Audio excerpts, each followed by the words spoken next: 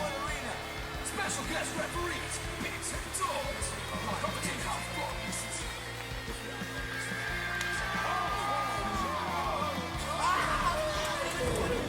You get turned from a pep up fight. You take a full wallop in the face, man.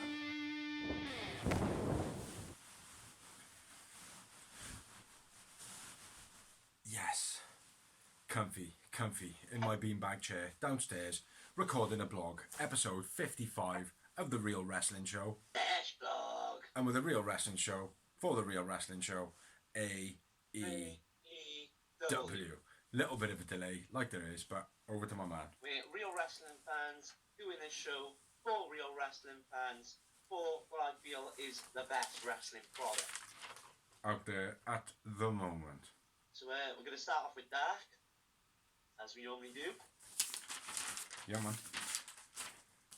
We had a lot Storm of matches. Thomas and Dimitri Jackson versus the Best Friends with Orange Cassidy. It was Storm Thomas's and Dimitri Jackson's debut. Yeah. Dimitri had some very noticeable moves. Yeah, I think he impressed, man. Yeah, he had a martini. There was a martini. You know the martini that Avalon does? The martinis. Trent did that. Looked wicked. Chucky almost killed Dimitri with a suplex and his head almost hit the floor. Yeah. Because he's the one with the dreads, isn't he? Yeah. Nice double team by Storm and Dimitri. Very cool. Very fluent as well they were, I felt. And Dimitri was taking bumps like a beast, mate. Reminded me of a Kofi Kingston. Yeah. And I say Kofi Kingston, and I know it's probably, oh, well, yeah, you compared him because he's black. All right, then. Reminds me of a Jeff Hardy or an AJ Styles, the way that he bumps. But Kofi Kingston used to take bumps really well back in the day, like where, you know, he used to have some really good offense, but then he used to get shit kicked out of him. Trent was very aggressive in this match as well. There was a nice counter by Trent, turning like a springboard DDT into a Northern Light suplex. Yeah. That was cool as fuck. Mm-hmm. Yeah. Double pile driver finish by Best Friends. Sick as fuck. Yeah. Sick as fuck. Yeah. One pile driver after the other. Like I said, I agree with you that Dimitri Jackson, I think he's talented. I need to find a pen. Oh, for fuck's sake. It's all just going downhill. We're just losing the soul. We're losing the will to live. Yeah, Best Friends win, and I went with Trent, my man of the match. I think I trumped you on that one, brother. Not trumped you. Matched you on that one. Yep. Trent as well. And I had 2 moments. I had 5. Like I said, I did enjoy Dark this week. So moving on, the next match was Jesse Sorensen, who is Jesse Sorensen. Yeah. But it is actually the same one. Versus Sean Spears. Yeah. With Tully Blanchard, as you would expect. Oh, win when you find a doob in the ashtray. Spears focuses on his neck, obviously due to the broken neck injury. Again, this was after getting a little bit of a prep talk from Tully. Yeah. Nice pump kick by Spears, that was sick. Beastly neck breaker by Jesse Sorensen. Yeah. And I got the connect then. Yeah. Go on. For the DVD, and Sean Spears wins, and I went with Spears man of the match. Yeah, Spears man of the match as well. Oh, hold on. Excuse all the beanbag noise. There's a beanbag. Spears, and I had one moment also. After the match, Spears slams Jesse in the back of the head with a padded glove, and his music stops when he does it. At the instant he hits him, his music stops. So I thought it was a nice touch. Half decent match. Few good moves. That was it. Yeah. Next up, we had Red Velvet versus Mel. I didn't have hardly anything for this. Sidewalk slam, heavy landing from Mel. Another stiff landing on the Farouk move, which I forget what it is. It's not the Dominator. You did say the other week when I said about it, where they just grab him and just force him down to the ground. It's standing spine buster, right? That's exactly what you said last time. Yeah, that was very nice as well. Yeah. That was it. That's all I got.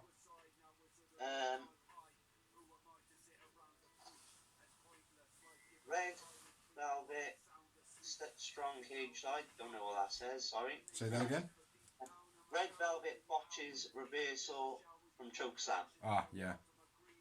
She did fuck that big Yeah. time. And then chokeslam driver by Mel. Mm-hmm. Mel wins, and I went with Mel man of the match. Yeah, Mel man of the match. And I had 2 moments. And I had win. And I felt like Velvet seems more like a Vegas dancer, even though she has a dancing background. She looks more like that than a wrestler, or like a showgirl or something.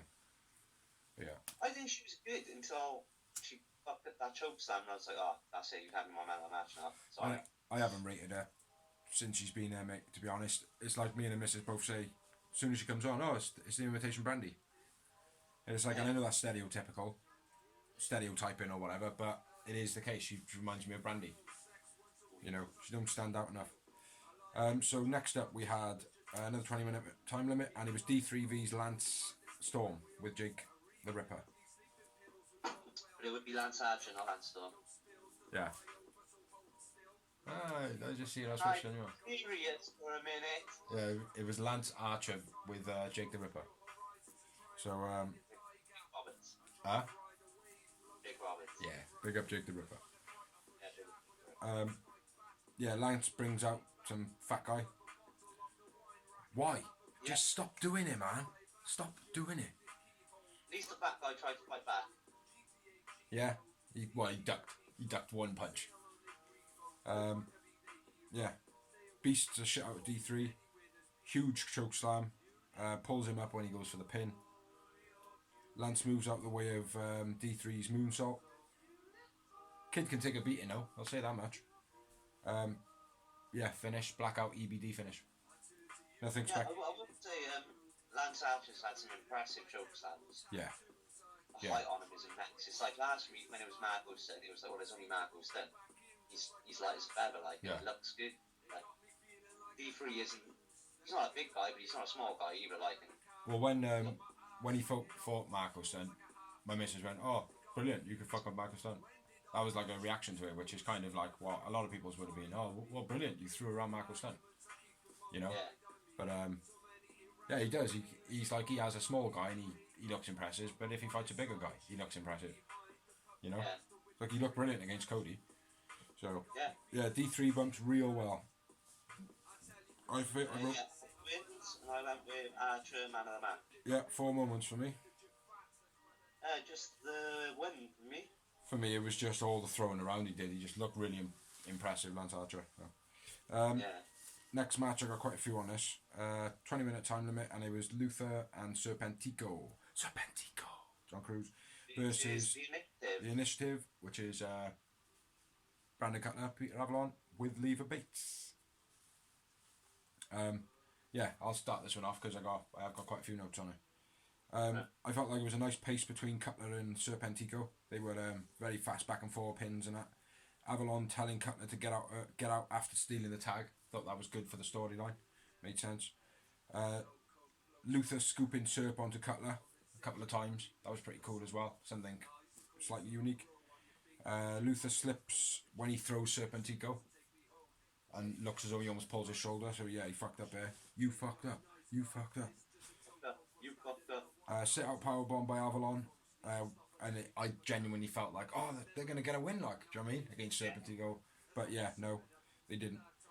Cool double team. It was an inverted suplex onto Avalon. It was, yeah, it was a weird one by the two creepy guys. Yeah, at this point, Lever caused a distraction.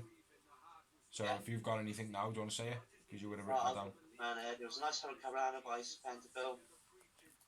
Luther and Serpentico isolated Brandon Cutler for most of the match. Yeah. Double hit the hook, set up powerbomb by Avalon, which is what you mentioned. Yeah, very cool. Reverse suplex by Luther using Spencer as a weapon on Avalon. Mm-hmm. Avalon gets beast of a on his Powerbomb on the outside. Yeah. Just after the distraction. Powerbomb on the outside by Luther. Yeah. And then the double team by Luther and Pentacle gets the win. Yeah. Lever caused the distraction, but Avalon hit for the low blow. Avalon hit Cutler with the book. So, yeah, breaking down. Not a great match. Luther let it down. Yeah. Serpentico, man of the match. I went with Avalon. Peter Avalon. He was good. He was good. And one moment. I topped you on that bad boy. I had two. Two momentos is. Yeah, so that was the 5th match.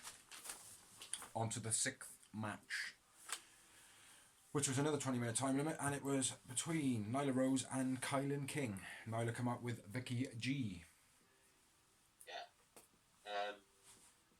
Nyla bends King around the ring post. Nice spine buster by Nyla. Yeah. The one that Vicky Guerrero's screaming a lot about. Do it. And Excuse me. Vicky Guerrero pushes King off the top rope while the ref is distracted. Yeah. And Nyla Bomb finished. The only thing I got there is the Samoan drop. Killian goes for a Samoan drop, and she kind of almost goes to... it looked like it was supposed to be something else, and she goes to drop her, and she changes it into a Samoan. It's the only thing I noticed other than that, but yeah, all bars on point now. Nyla win, and King man of the match for me. Kylan King, I went with Nyla. I like Kylan King. He impresses me, man. She's pretty good, but she's got a bit of a tough ride at the moment.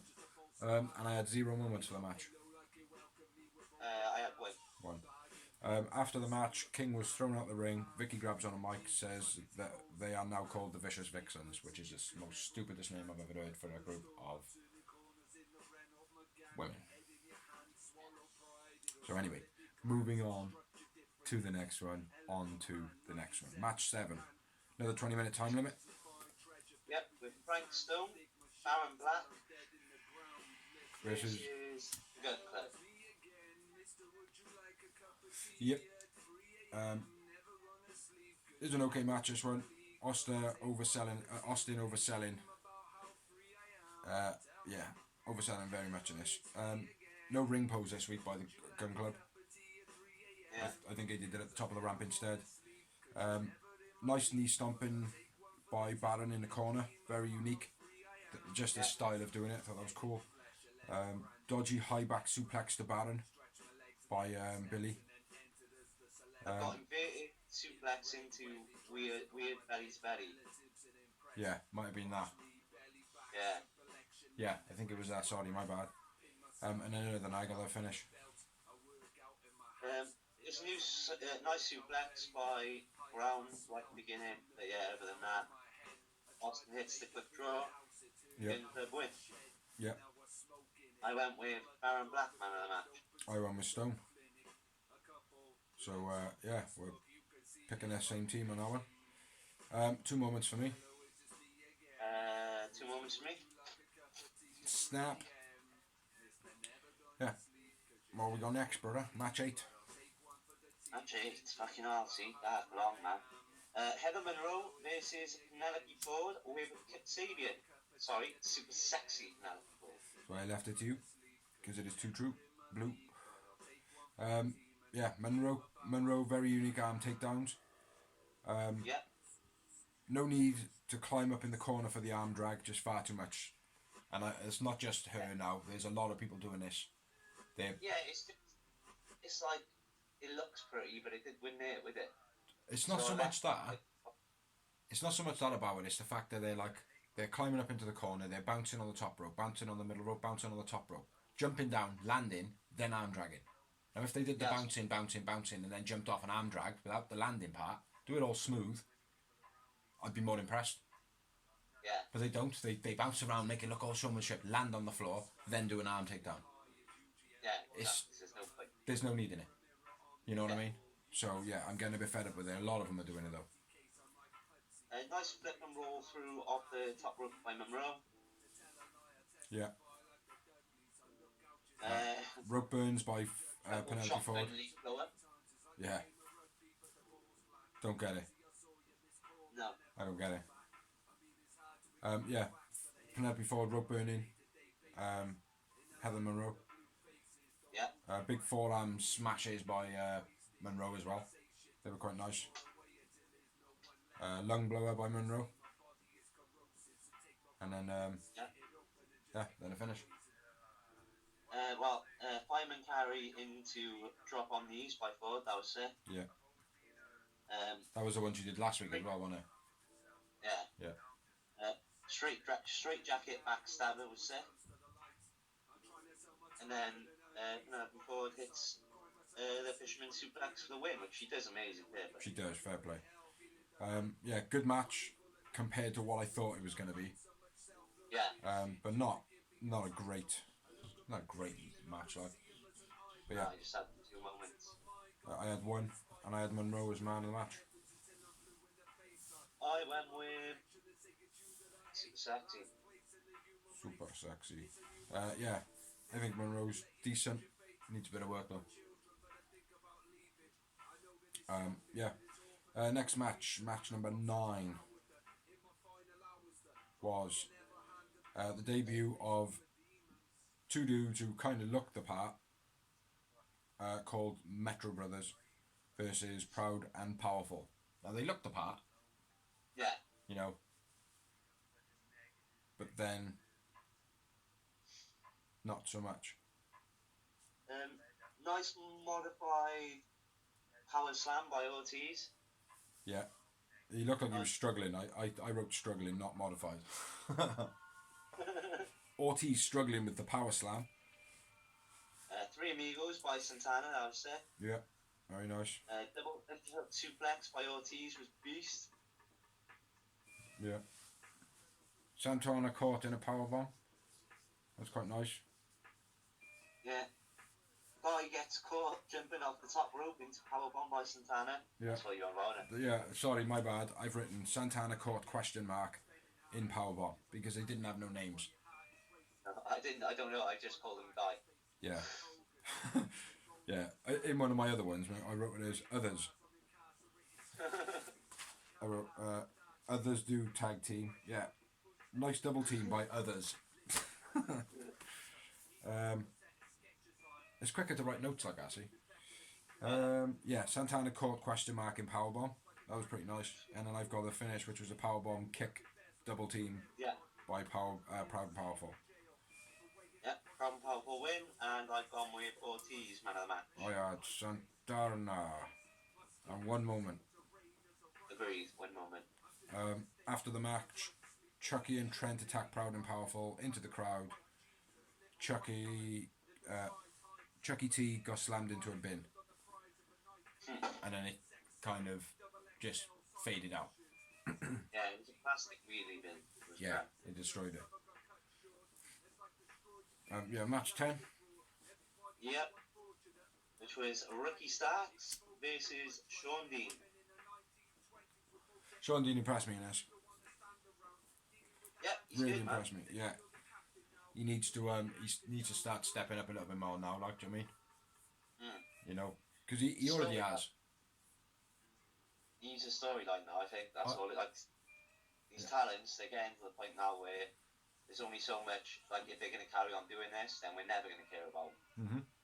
Like, I mean, you need to get them in a storyline for us to care about them. Like, so. Agreed. Cobbin dropped by Starks again, obviously mocking Darby. Yeah, I've got Starks fucking up the drop down again. When they're doing the ring runs back and forth. Fucked it up again. It's crazy, isn't it? Because it's the best thing you learn in wrestling. It's basic, yeah. You know, not from first hand thing, but from enough that I've watched and that. But yeah, if you can't lay down on the mat for someone to jump over you, you gotta go back to basic school, surely. The place like I've seen on Toughanet or Breaking Ground or other schools, they have them running the ropes, and then the other one's doing the Yeah. down properly, and then you switch. Yeah. Like that's like the first lesson. Yeah. It's just ridiculous, like. So yeah, that's my first note. Stark's fucking up the drop down again. Sean Dean was owning Starks most of the match, and then yeah, I'm up to you then, mocking the coffin drop. Yep, and then I got a finish, bro. So if you got more, Just the boots to Dean's face looked a bit nasty, bit of a nasty connection. Yeah. Just the one. Yeah, and then the Rochambeau for the finish. yeah, man, Starks wins, and I went with Starks man of the match. I had Dean as a man of the match in that one, and one moment. Agreed. One moment. One moment. Sean Dean, very impressive most weeks. Yeah, definitely. So moving on to the... He's definitely been the standout of the new green talent. I agree. I think. There was 1 week, I can't remember who he fought. He fought someone, but it looked like he was a bit botchy. But it was only 1 week. Only 1 week. So yeah, moving on to the 11th match of Dark. God, a lot of matches. Jake Hager versus Marco Stunt. Yeah, 20-minute time limit. Hager was treating this like a joke to start off. Hager lifting the ring ropes open and telling him to leave. Marco not leaving, obviously. Hager launching Marco might have hurt his foot, and on Sammy Guevara's blog he's also wearing like a strapped ankle. Okay. Yeah, and then I got the finish. Mega Beal by Hager. Big boot by Hager. Uranagi into side choke. Yeah. Hager wins. Sick that was. Huh? Sick that was. I like that. Yeah. I went with Hager man of the match. Yeah, I agree. And I only had one moment. And I had two. After the match, Hager knees Marco. Jax come out. Yeah. For the save. And then we are down to the last two matches. Match number 12. Fuck in hell. Was Kip Sabian with the super sexy Penelope Ford versus Frankie Kazarian of SCU. Yeah, first note, Kaz tying up Kip with the elbows. They were both arm locking each other, and Kaz was just beating the shit out of him. Kip doing his bouncing eye poke thing. Just fucking Kip does my head in, man. Ford causing a distraction. Kip talking crap to the camera. These are all the notes I made from the match. It wasn't a great one, even though Kaz was in it. Chicken wing by Kip was quite nice. Electric chair drop by Kazarian was fucking awesome. The electric chair drop was probably one of the best ones I have ever seen. Yeah. Pulling cut, always sweet by Kaz. Yeah, when he pulls him on. Yeah, very nice that was. And then I've got the finish. So if you've got any other pinpointed moves there, man, chuck them in, because this should have had more notes. From me anyway. Put Kip's foot on the rope to stop a 3 count, obviously, just before the actual finish. Yeah. Where it was a Scorpion Death Drop by Kaz, which I haven't seen in a while. Look good. Look good, man. Yeah, I thought it was a brilliant match. Brilliant match. You know, I'm glad Kip lost though. Yeah. Glad he lost. So he can have a little bitch fit now. Kaz man of the match for me. Agreed. And 2 moments. Agreed. And then we come to the main event of Dark. It's not even going to be called the main event of the evening. It's going to be called... 40 fucking fuck of the evening. The end of the night we started watching in the morning. The main event ended up in the evening. Of the evening. And it was Sonny Kiss and Joey Janela versus TH2. And Jericho and all that shit. Yeah, go for it, bro. This was a brilliant match. And Jericho taunts Janela and gets dropped. Yeah. Jack Evans, nice flat, open snap suplex. Mm-hmm. Float over snap suplex, sorry. Yeah. Nice split boot off the top rope by Kiss. Yeah. Inverted DDT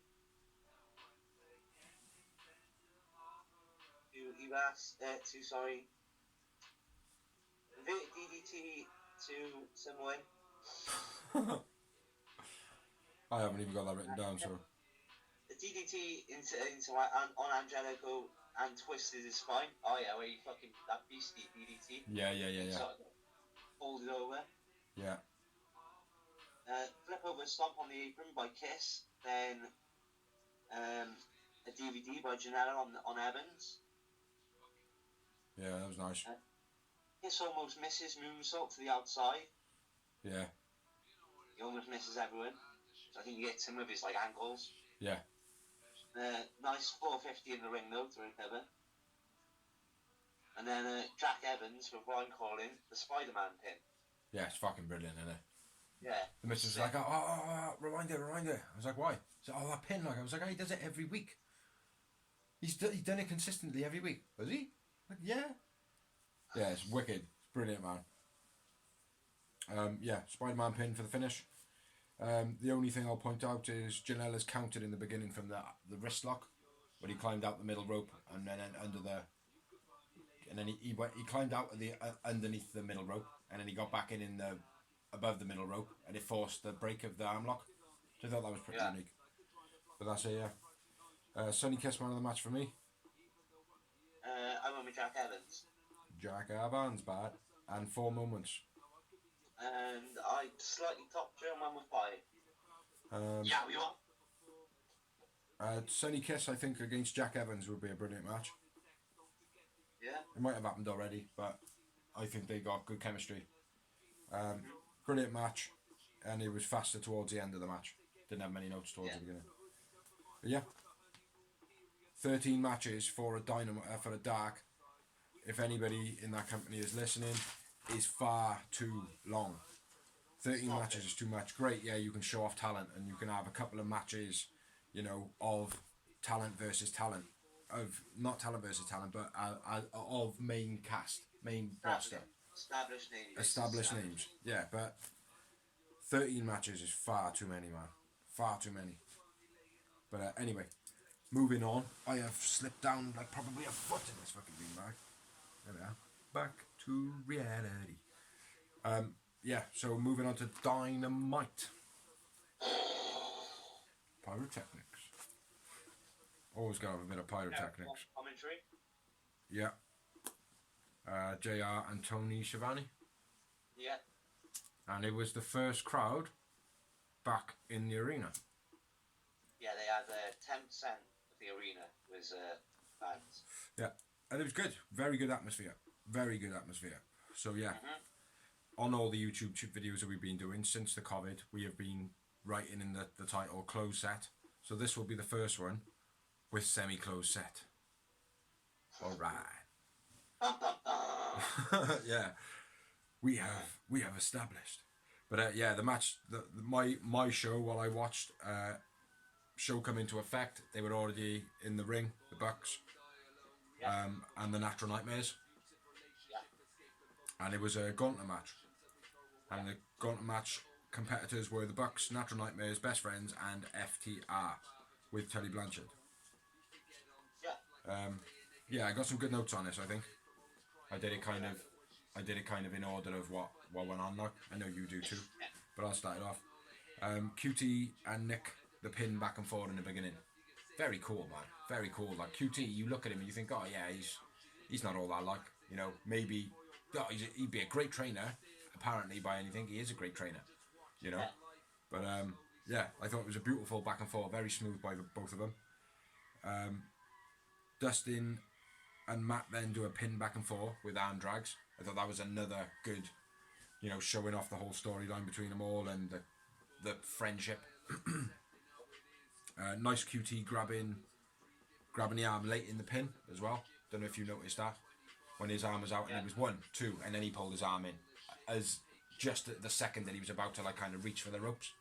which forced Matt to kick out instead. Thought that was very nice. Bulldog drop kick by the Bucks, very sick. Yeah. I love that move, man. Love that move. QT runner moves. I don't know if you've got anything written down for QT's moves there. They were very nice. There's a spring off the rope. Not sure what that was. I think it was an elbow drop. Then the Elite, the Bucks do the Elite trigger and pin QT. And that's the first elimination. So Natural Nightmares are out. Yeah, and then we have... So the man of the match was... more matches. Best Friends next up. Yep. Nice deadlift German by Nick on Trent on the apron. That was beast. Yeah. Nice weird flip stunner by Matt on Trent. Yeah. Not sure where you are. 450 by Nick while Matt holds him on the rope. Yeah. And they kicked out. Surprised they kicked out of that. We'll hold on for a second because I've got a couple of other bits to put in here because obviously the next bit that's coming up. Chucky T towards the beginning of coming into the match, he was holding his knee. Yeah. There was a spear on Trent. Trent running knees to Nick was brutal. Fucking brutal. Running in the knee to Trent was brutal. Nick falling in the corner was very unique. The way he kind of flipped and bounced off. He flipped off the one and then kind of crumpled on the other one and fell. Thought that was very cool. Yeah. You said about the German on the apron. 3 Northern Lights by Matt. And then Trent DDT reversal at the end. I thought that was very cool.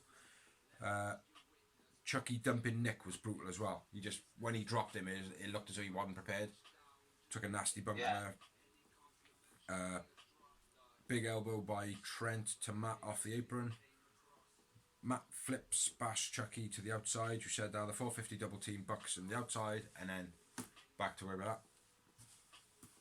Where Adam Hangman Page makes his way to the ring. Looking like a fucking zombie. Yeah. Looking like a dead man, alcoholic zombie. And he costs the Bucks the win by holding Matt's leg so he can't finish the Indie Taker, and then Grabs Nick's leg. Grabs Nick's leg. And then Matt gets pinned. Stop. Go on, Yeah. sorry. Grabs him, basically stops him from doing the Indie Taker, and Trent gets a quick roll in. Yeah. And then it pans to Hangman and he looks ill as fuck. Yeah. Ill as fuck. So the next competitors into the match are FTR. And I had a bit of a problem with my TV here at one point because it went to advert, I think. Yeah. I just got FTR jumping, best friends. Chucky's knee gets slammed into the post, which I seen in a replay. There's no Anthony Blanchard came down with FDR. Yeah, he did. And they had new shiny jackets, I think. Yeah. Knox was distracted for the pin by best friends by Tully. Yeah. And my missus was flipping out about it, which I kind of was as well. It's like, oh, for fuck's sake, man, do you know what I mean? I'd rather best friends maybe win it and then FTR have to rematch them for it or something, you know? But anyway, brainbuster to Trent on the outside, which was picked up as a suplex, but it wasn't. It was a brainbuster. Yeah. And then FTR concentrating on the leg of Chucky T, which is why I said about Chucky T holding his knee earlier on in the match. Yeah. So yeah, that played into it very nice. Yeah. And then match finished quite quick, eh? Yeah, FTR win by submission. Yeah. And then I went with 2 secs, and then Cash was on the outside. Come on, Chucky, come on, Chucky Cheese. Like how they were mocking him. So yeah, that was cool.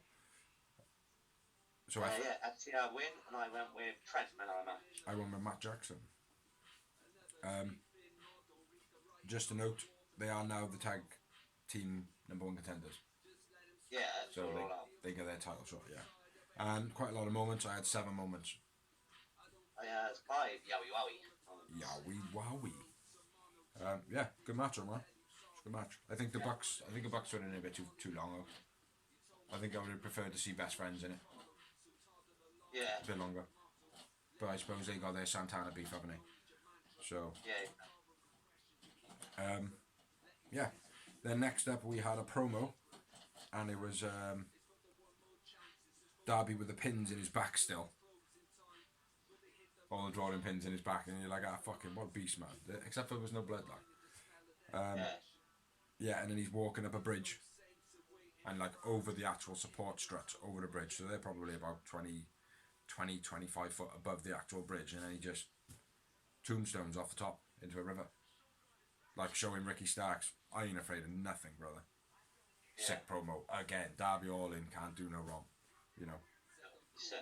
Other than them, obviously the accusations that did come out and shit like that, but I think they've been rectified now. So Yeah. Next up, we had an all-out casino battle royal promo. yeah. We've announced the winner of that battle royal will be get a AEW World Title shot.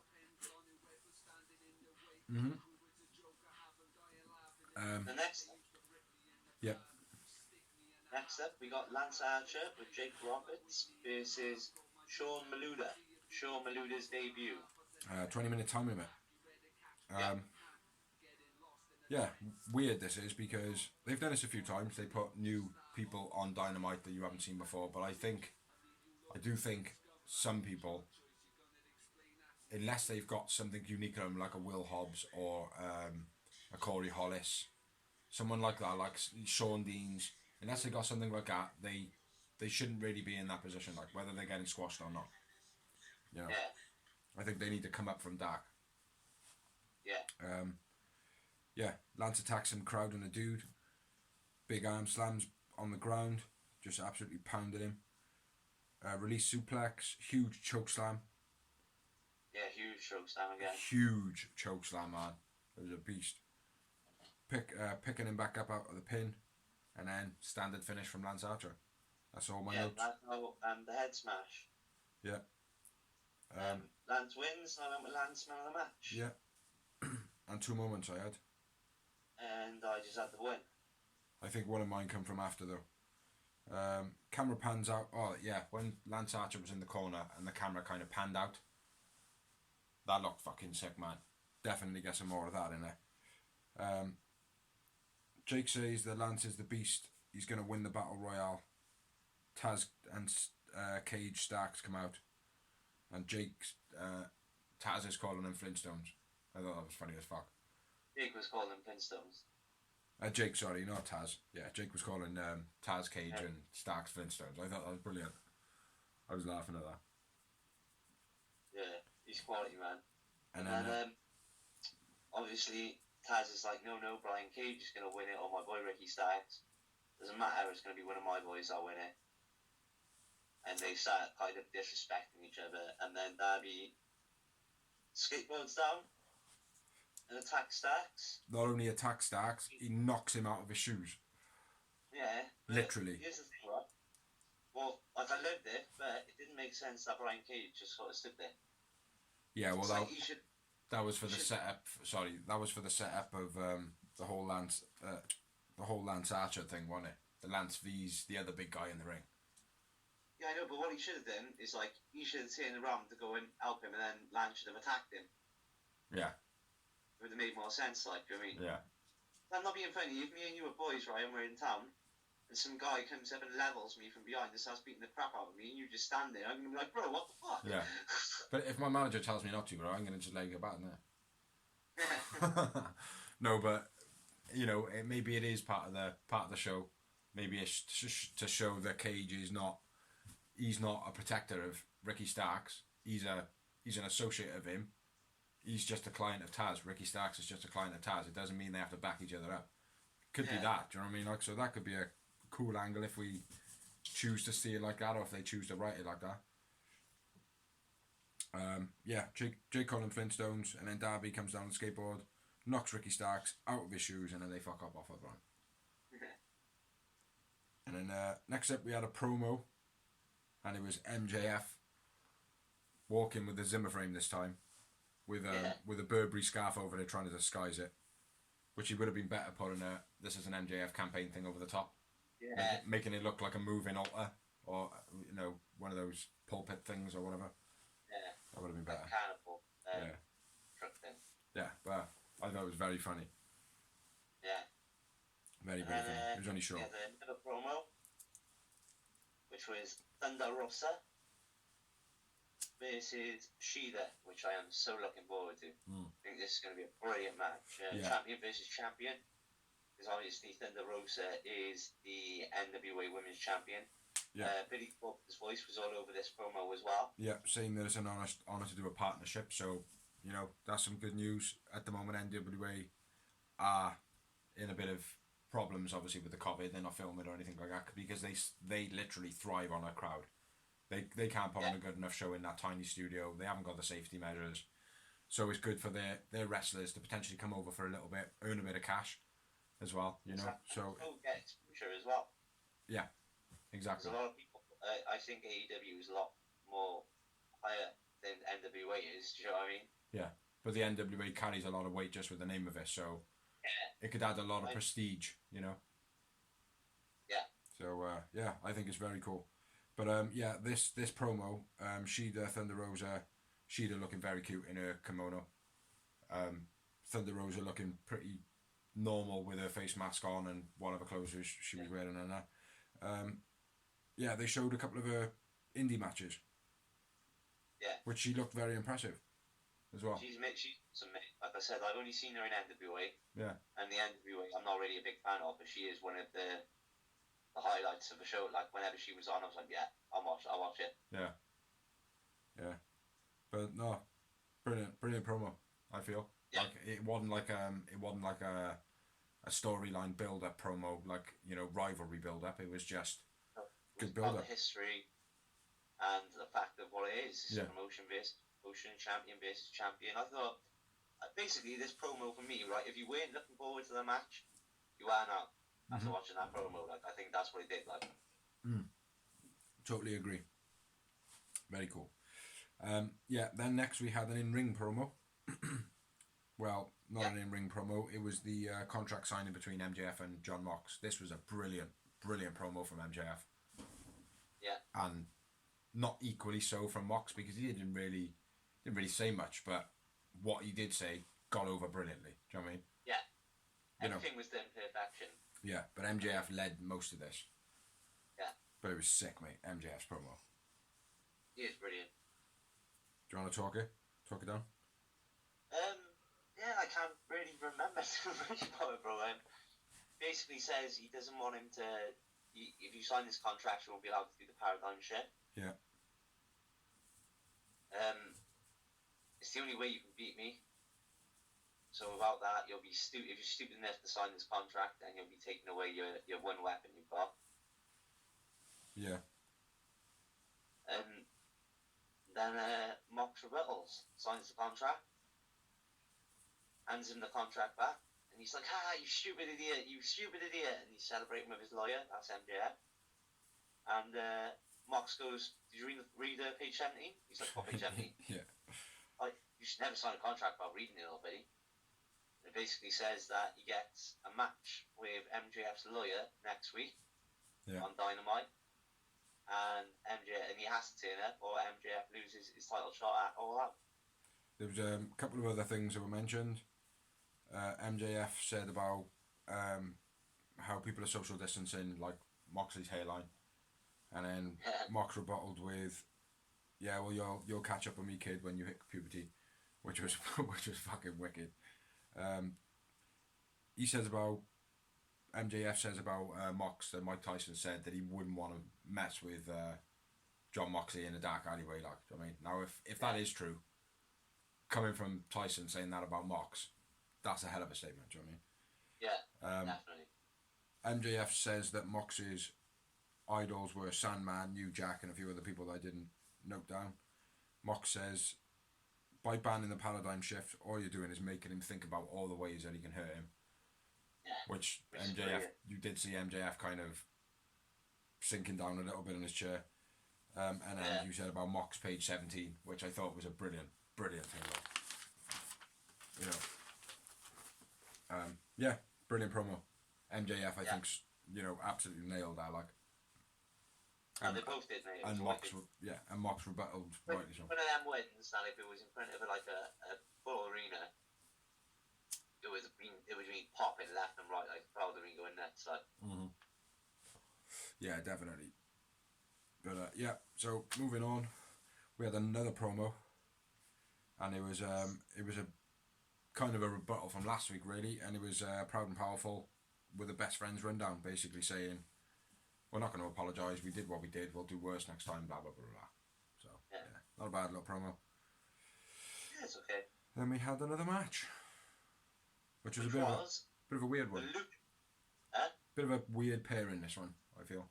Yeah, the Lucha Brothers and Butcher and Blade with Eddie Kingston. Mm-hmm. Boo. Versus Griff Garrison, Brian Pillman Jr., Joey Janela, and Sonny Kiss. Yeah, that's the team, and I felt like it was a bit odd. Yeah, I mean, straight away, you see Garrison Cade and Brian Pillman Jr. in there, and you're like, well, Butcher and Blade and Lucha Brothers are established, they're winning. Yeah. Plus the fact that the one who the fuck is Griff Garrison in it. Yeah. You know, so it kind of, you know, but I think it was more for Pillman's sake, this one. You know, the fact that they've been tagging up for the last couple of weeks, Pillman and who the fuck is Griff Garrison. Yeah, they've just put them together in a four-way because there's been the four ways with the Lucha Brothers and Butcher and Blade, and obviously now with the Eddie Kingston thing, there's going to be a couple more four matches, I would imagine. Yeah. So, you know, they were still never going to get the win, like you said, before you knew it was going to happen, you know. And then surprise, surprise, they get the win. No, they don't. Not at all. But yeah, getting into it, nice start by Griff. Well, Eddie Kingston's cutting a promo, picture-in-picture. So he's cutting a promo while they were walking down to the ring. Like it was like obviously a pre-taped backstage interview. Did he? Yeah. What did he say? He's saying we're family, and we're family. I can't really remember. You know what Eddie Kingston's like, he's just going on a rant, like LAX style. Don't know. Yeah. Yeah, nice start by Griff Garrison. Starts off with a big brawl, doesn't it? Yeah, well, nice start from Griff Garrison first. You're wondering who the fuck Griff Garrison is, didn't you? It's Young Jungle Boy. Yeah. But taller. Yeah, then it's a brawl. Garrison Cade's dead. Garrison Cade. Don't know who that is. He was with I can't remember his partner's name. They were a tag team. They were Cowboys in WWE. They were very good. Was it Trevor Murdoch? Yeah. Trevor Murdoch's partner. Yeah. No, I didn't know that. Yeah. Anyway, Griff Garrison. Who the fuck is Griff Cade? What? Shut up. Garrison. Yeah, nice start by Griff. Then there was a brawl, and then Sonny Kiss did the split kick. I thought that was fucking terrible. Yeah, he didn't nail it good this week. No, it was something different. He like actually did a front kick into the splits. Yeah. Which I thought was shit. Huh? Didn't look good. No. Didn't look good. No. Cool double team. Sorry. By drop kick. Sorry. Got a wrench suplex drop kick combo by Butcher and Blade. That was beast. Yeah, very cool. Cool double team by Lucha Brothers as well. Didn't write down what it was because there was too much shit going on in it. Package pile driver by Penta was still. Oh, was that on an apron? Yeah. Yeah, and the DVD by Janela, that was cool as well. Yeah. DDT front stomp by Lucha Brothers finish. That's it. Yeah. Short match, nothing spectacular. Yeah, and I went with Phoenix, the man of the match. The same teammate, but Penta. And I only had the one. And I had the two. Two momentos. After the match, Eddie Kingston says that all five of them are in the Battle Royale next week. Yeah. So we're going to be a winner because we're all in it. Yaka. Basically quarter of Battle Royal. Yeah, pretty much.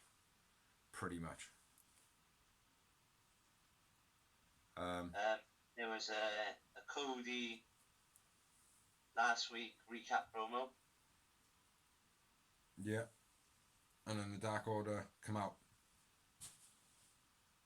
Yeah. Yeah. Go on. Shoot. They announced that Anna Jay is their newest member.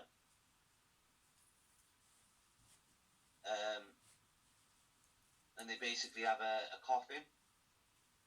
And they open it up, and it looks like Cody because he's got that stupid tattoo on his neck, which you can buy on AEWshop.com. Shop AEW.com. And they pull the Nightmare family blanket off the guy, and it's 10. He jumps out of the coffin. Yeah, they make it look like Cody though, as though he's been beaten up or something. Yeah. I thought that was cool. Well, pretty cool. Good promo. Obviously, then the Nightmare family run down and attack the Dark Order. I was reading from the main event then. Brody ignores. Brody says that the Nightmare family are dead. Brody Lee ignores John Silver's high five. Obviously, that's a lead on from the BTE bits. Where, who the fuck hired this fucking idiot? John Silver, you're a fucking idiot. Brody calls Tony over to do an interview. Anna Jay, number 99. Silver grabs the mic and says, "Hey, Mr. Brody Lee, you're the man, And then Brody just fucking slams him one, mate. That was a beast. Then Nightmare come out. Nightmare Naturals come out. Scorpio Sky comes out. Matt Cornadona comes out. I had to get those couple of bits in because I felt like they were quite important. Especially the John Silver breakdown thing. I think that's very interesting to watch, man. John Silver is an awesome character, man. Yeah, so cool. I think brilliant wrestler as well. He is, yeah. John Silver and Alan Angel, man, it'd be a good team. Yeah. Next up, we had Dasha Gonzalez interviewing Adam Page. Adam Zombie Boy Page. At the bar, and, well, I say she's interviewing him, she asks him one question. Yeah. Okay. Yeah, the Bucks rock up, man. Basically, kick him out for the Elite. Yeah. Yeah, which was quite a pivotal moment in the history of the Elite. So being the Elite tomorrow will be very interesting. Yeah. Are you up to date on being the Elite? Yeah. Yeah. Have you been watching Sammy G's? No. They're only short ones, like they're only about 10-15 minutes long. They're pretty good, man. They're worth it.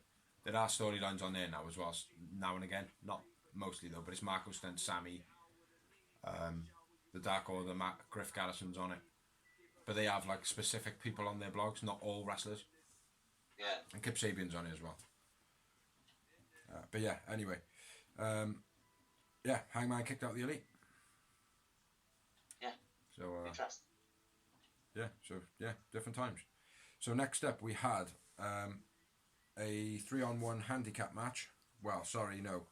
A 2-on-1 with a handicap match against Big Swole. Being Britt Baker, the wheelchair-y, Rebby, and the sexy Penelope Ford with Kip Sabian. This is Big Swole. A mouth's full of Pepsi. Rick promo saying that if Swole wins, she can have her in any match she wants. Yep, and that was always going to be Big Swole winning the match. It was always going to be Big Swole winning the match anyway, do you know what I mean? Yeah. I'm surprised they used Ford in it, though. Yeah, me too, because she's not somebody you want to be used as a pit over. Yeah. You know, like, It would be more Mel. I probably would have gone with Mel. yeah. You know, someone who is quite fierce, but obviously gets overpowered quite a bit. But yeah, not a long match though. But yeah, go on, carry on, man. Go. Brett uses the crutch at one point in the match. Yeah, huge headbutts from Swole to Ford. Shit top rope Hurricanrana by Swole on Reba. Yeah. Although I think it was Reba's fault. Yeah. Kip gets involved, but Swole drops him. Yeah, hits him with a dirty dancing on the outside. Reba goes to use the clutch on Swole, but hits forward. Yeah. And Swole to be able to pin forward and get the win. Yep, that's it. Swole man of the match, and I had one Yowie Yowie. Swole, one moment. I will say one thing, man. Big Swole looked ill. She looked a weird colour, man. She like I do in this video. Do you know what I mean? She did. She looked really ill though. Gets to pick the next stipulation in the match. Any ideas on what you think she'll go for? Cage, I'd go for. What, if you're a Big Swole? Yeah. What, because she keeps running away? Yeah, and you can't have anyone get involved like Reba. Be a good shot. But it's not like Reba tries to get involved though. She's just ordered to get involved. Like. I know. I don't know. I feel it's going to be something different, man. Something that. Or a dumpster match. Because like Brit's trying to be comedic. Comedy.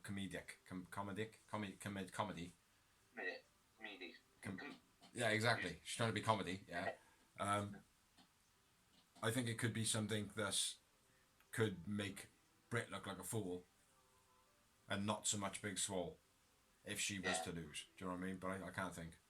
But Cage is a good shot. Yeah, maybe a trash match. Where you throw in the dumpster. Yeah, something like that. Yeah. Bret's been thrown in the dumpster already. Yeah. So it could, that could work. Parking lot brawl or something. I don't know. Yeah. But yeah, moving on. We had the promo next, and it was. I think this was during the ads, but it was like picture in picture, and it was Dark Order comes out, and Anna Jay gives Tay Conti a folder, which we're supposed to assume is a contract to join the Dark Order. Tay Conti and Anna Jay hug. Lots of men go all over the world. Yeah, that's pretty cool. And we were saying about this, like, oh, Tay Conti, she's not part of the Dark Order. How's that going to work? Well, they'll just get her to join the Dark Order. You know, could work. And then on Twitter, Anna Jay put something up, saying that stars shine brightness in the darkness. Think about it. Don't think about what we're saying. Like, so, obviously saying that the Dark Order is where you shine the brightest. Yeah. So yeah. And that was Moving that. on. Moving on. Next week's matches. Doobie time. We've got the Best Friends versus Santana and Ortiz. Lawyer versus John Moxley. Yeah, I forgot his name. Patrick Dean or something. Dean Stewart. Jericho versus Joey Janela, which should be quite interesting. Say again? Jericho versus Joey Janela. Yeah. Young Bucks and Jax versus SCU and Private Party. SCU. Piss Poor Party. And the winners of this match will face each other at All Out. So if the Young Bucks and Jurassic Express win, they face each other. If SCU and Private Party win, they face each other. Nice. And then we've got an 8-man tag. The Natural Nightmares, Matt Cardona and Scorpio Sky versus the Dark Order. That should be good. That's obviously a bit of a thing from the promo earlier with the coffin. Yeah. And then we've got an All Out promo, which got the All Out matches on, which is the main event, the AEW World Title, John Moxley versus MJF. Not looking forward to that one, to be honest. It'll be entertaining, but it's not going to be much of a match. It's not going to be a main event like we've had after all the other shows. It's not going to be a Jericho and Kenny or a Jericho and Hangman. No, because MJF haven't had enough fights for the start. Exactly. But yeah. I still think it'll be entertaining. It won't be. It'll be entertaining, but not a wrestling match entertaining. Next up, we've got FTR versus Kenny Omega and Hangman Page for the AEW Tag Team titles. That'll be very interesting. I think that's where they're going to lose it. Probably, I think so. Shida versus Thunder Rosa, Champ versus Champ, the AEW World Title. Going to be brilliant. Again, state it's just for the AEW World Title. The NWA World Title is not on the line. That's going to be a brilliant match. Yeah. Just Shida being in it, like, makes it worthy of it anyway, because she's awesome. She's always brilliant to watch. Yeah. Then we've got Chris Jericho versus Orange Cassidy in a Mimosa Mayhem match. That's just going to be fun. Carnage. That's just going to be fun, isn't it? Yeah. I'm just hoping. Well, saying that, I take back saying hoping. If any of the Inner Circle or any of Best Friends or Jax get involved, I'd be quite happy if it's all made into one. If it was to be like the Stampede, Stadium Stampede match type thing, but in the Mimosa match, that wouldn't bother me in the slightest. But I would like to see it being a one-on-one. Yeah. And Jericho flailing around in Bucks Fizz. You know? Because that is going to happen. We know it is. Yeah. And then we've got another promo where it's a Inner Circle Orange Cassidy recap. Yeah. And then we're on to the main event of the Evening of Dynamite. which was a tables match between Sammy Guevara and Matt Hardy. Mahoney. Oh no, that's Private Party. My bad. Table match. You say table match, then? Yeah. Yeah, I've got terrible notes on this. Matt Hardy's first appearance in front of a live AEW crowd. Yes. Funky that, isn't it? Yeah. Yeah, I haven't got great notes on this because I watched it on Fight TV and they just completely fucked it up. So most of the exciting stuff happened during the advert break. When I come back from it, Sammy G was already bleeding. So yeah, it was the same. It was the same, bro. What a load of fucking shit that is then. Yeah, because I don't know how I didn't see him get busted. I just seen him covered in blood, like. Yeah, it was absolutely terrible. And they didn't really even do any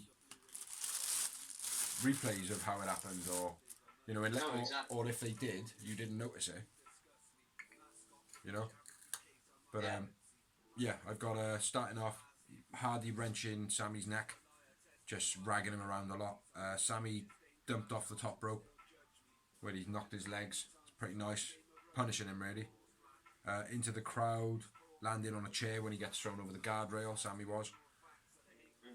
Yeah, and then he went to advert break, and then he's on the apron of the ring bleeding. Well, before that, Sammy G puts himself through a table. Didn't see that. He lays Matt out on the table on the outside, and then he does like a 450, a running 450 or a running flip. Okay. Matt moves, so obviously he puts himself through the table. That might be what injured him then. Might have been the table. Yeah. Well, I think the table wrecked like the wrong way. Right. Sometimes instead of the table going like that, like it'll rip there. Yeah. I think that's what happened. I think something like that went there. Like what happened to Hardcore Holly, the rip on his back. Yeah. Yeah. I don't remember seeing that. My next note was Sammy was bleeding and Hardy goes through a table. Well, But Hardy goes through it on his own volition.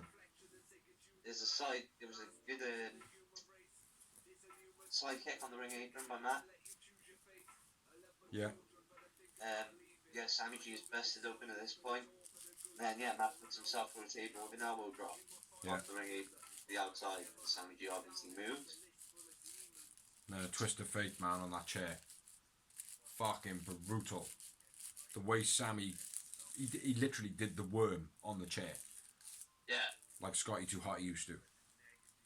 Fucking brutal, man. Brutal. Well done, Sammy G, for taking that.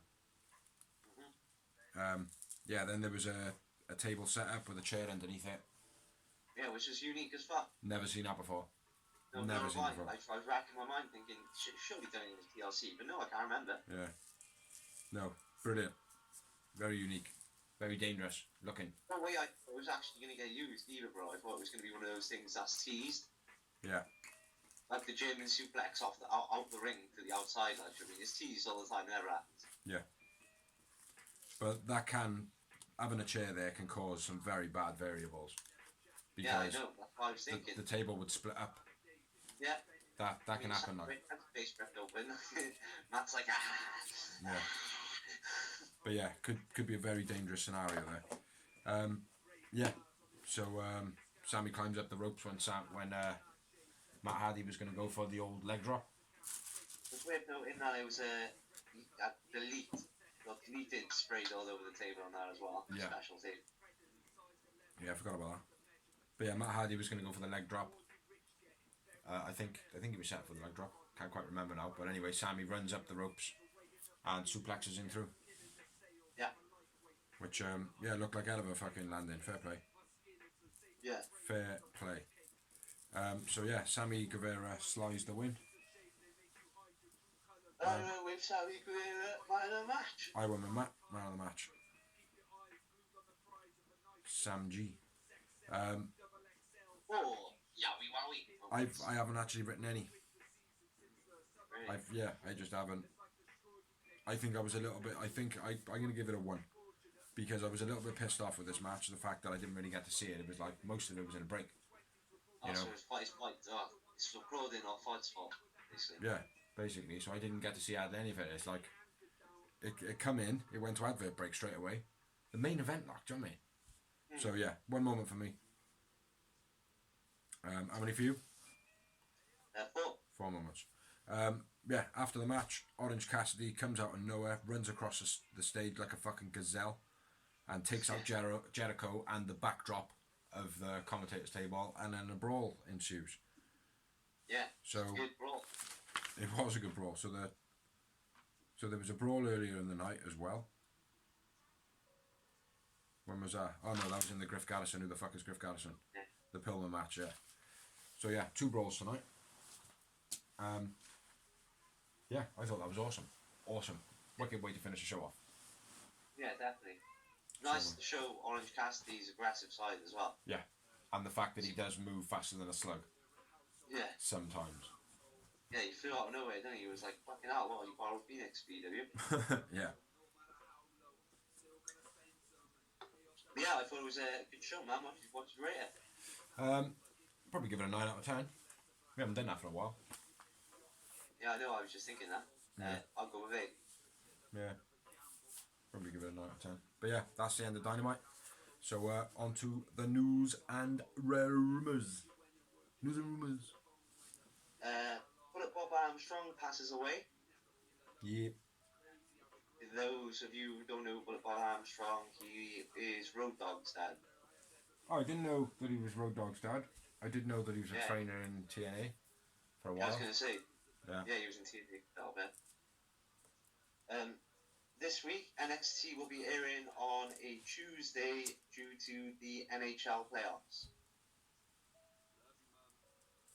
Also, NXT are playing reruns are being played on Sci-Fi. Oh, okay, in Britain. I don't know if it's in Britain or just America. I don't know. Okay. AJ Styles says he's happy to go down to NXT because he'd love to work with Finn Balor in any shape or form as a tag or against him. Yeah, basically saying bring Finn Balor back up. Yeah. I got a little bit of news. Triple H has sold more stocks from WWE. Sold a load of fucking stocks. Made himself like $2.5 million. Yeah. So yeah, sinking chips and all that shit. Oh, one more thing as well. Fuck Vince. Fuck Vince. And everything you stand for, prick. Yeah. Go on, move on then. NXT UK returning on September 17th. Obviously, due to COVID, they haven't been filming any new shows. They've just been doing superstar picks or best matches of the year or whatever. But on September 17th, they will start releasing fresh footage. Just been filling the space, basically. Yeah. Also, on that note, Triple H was also asked about the speaking out movement, and he said, as WWE always has, we've got a zero tolerance policy. Anyone found guilty will be released. But I'm not going to be releasing people unless they're proven guilty, basically. Well, on that then, Velveteen Dream has been campaigning against But people have been campaigning against Velveteen Dream, basically trying to get him fired, saying that he shouldn't have been reinstated. Triple H hasn't turned around and said anything about it. He just said what you just said. But then the fans are turning around and saying, and the actual person making the accusations are turning around and saying, well, WWE haven't even contacted me. Nobody's contacted me about this accusation. So how the fuck can they prove that it's not guilty if they haven't even spoke to me? So bit of lifting up the rug and doing some sweeping there, I think.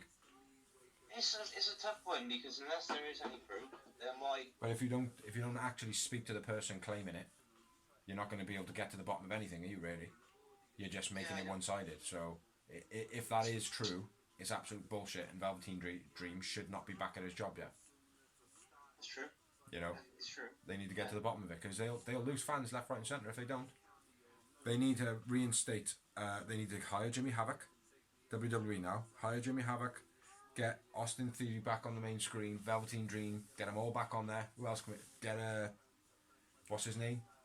Dick Wrestler. Joey Ryan. Get him on WWE. Any others? No. As much people as we can get in to say fuck Vince. But yeah. Karrion Kross has had to drop the NXT title due to injury. What's his injury after? I don't know. I was flicking through and it was just something I seen on Facebook. To drop the belt though, it's got to be something substantial. Yeah. Well, he only won it on Saturday. Mm. It was his first. He won it on the Saturday of the pay-per-view, and then he dropped it the next night, like the next TV show. Like. Yeah. Bonkers. But that's it. That's Karrion Kross's run done. Yeah, basically. It's a shame they were pushing him hard. Like he came in, he beat Tommaso Ciampa, who they pushed hard for a while, easily. Like he looked like Lance Archer in AEW, just smashed him. Mm-hmm. Obviously, Keith Lee's gone up to the main roster. That was why Karrion Kross beat him. Yeah. Well, what they'll probably do now is Scarlett Bordeaux will end up be put in a storyline with somebody who's like really physically attractive. She'll end up having an affair with him. Karrion Kross then will become suicidal. His career will go down the fucking pan. He'll be working as a janitor in WWE, fuck Vince, for the next 4 years. Fuck Vince. Do you know what I mean? They'll say to him, oh look, we know you stubbed your toe, but we don't think you're cleared. We know you're like one of the toughest wrestlers we probably ever met in our generation, like, but we know paper cuts can be difficult times. Look, we're gonna upgrade you. You're not the janitor anymore. Now you're gonna be official floor polisher. So there, he's done. Fuck, I said it. I hope it's not all true, but probably is. But anyway, go on, carry on. Got any more? I did read something about, but I haven't got proper info on it, about Braun Strowman. Oh yeah. A couple of years ago, he contemplated committing suicide till he spoke to Vince. Mm-hmm. I seen the headlines of that, but I didn't look into it too much. No, but you can go on his Twitter page and see it. It's at the. Who did that's it. Another bit of news which you can find on Unrestricted. When Ricky Starks was signed to AEW, he broke down and cried. And the Undertaker also told him, you can, if you want to thrive in this business, you can make a storyline out of anything. Which you can really, do you know what I mean? So, but yeah, that's all I can remember. Yeah, so that's everything. That's everything, brother. That's all the news done, that's Dark done, that's Dynamite done. So that's another episode 55, which is every episode for us now is sort of a milestone because we've been doing 52 episodes, so that's at least a full year, even though it has been longer because to start off, there wasn't shows on regularly, so we've been doing it a long time. So thank you anybody who has been watching from the beginning. Thank you anybody that has shared, liked, let us share on your page. Thank you anybody that does continuously share on your page. Anybody that does want us to share on their pages, send us a comment, send us a bing of some sort, and we'll chuck you in the credits at the end. In the background this week is a rapper from Barry in Wales called Brave McGraw. You can find him on iTunes, Play Music, You can find him on pretty much everything. Spotify. Have a look. Check him out. Real good music. A real nice guy as well. Yeah. So. Yeah. Thanks for watching. Basically, that's episode 55, and we'll be doing episode 56 in a couple of days. This will probably be up tomorrow at some point now. So. Yeah. Hope everyone's still staying healthy. Stay safe. I hope you haven't run out of toilet papers yet, because obviously we've been in lockdown a long, long time, and a lot of you bought a lot of toilet paper. So yeah, think about that.